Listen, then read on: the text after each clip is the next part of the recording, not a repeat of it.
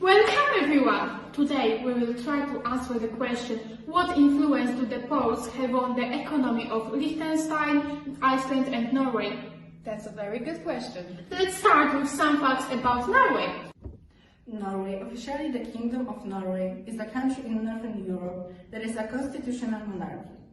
It has about 5.5 million inhabitants, of which Poles accounted for 96,700 in 2016. It's currently the most numerous groups among immigrants. There is a large Polish community in Norway that works mainly in the construction industry. Most of them are people who do not know the Norwegian language sufficiently enough to move freely in the legal and tax environment, but nevertheless they are valued employees of this industry. The Polish diaspora who receive their education in Poland are more and more numerous, and they go to Norway to look for a white-collar job. These people often work in public institutions.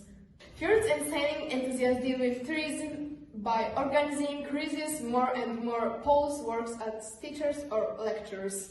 Many Poles in Norway can say, "We're amazing." It's so interesting, but now we're moving to Iceland. Here is some general information about this fascinating country. Amelia, can you hear me? Yes, I can. Good morning, Margaret. Good morning, Caroline. Iceland is a country located in the north of the mid-Atlantic ridge, on the island of Iceland and several smaller islands, including West Melanesia archipelago in the North Atlantic Ocean. The state capital is Reykjavik. Iceland is one of the Nordic countries. The country has about 357,000 inhabitants. The vast majority of immigrants are Poles.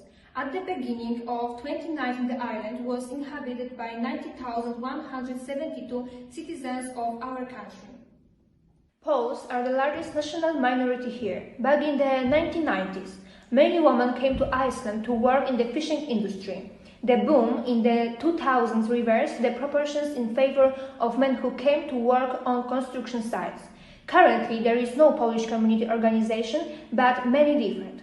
Poles set up various construction and plumbing companies. They work in aluminum smelters. They mainly work as manual workers, drivers, or in warehouses. People who do not speak the language have no problem finding a job, for example, in fishing processing plants.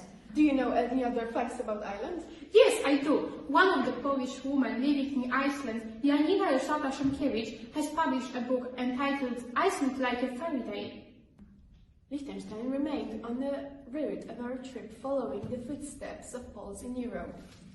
It is a small alpine country in Western Europe, situated between Austria and Switzerland on the River Rhine. Liechtenstein is one of two modern double inland countries. It is inhabited by 39,000 people, including about 10 Poles. The capital of Liechtenstein is Vaduz.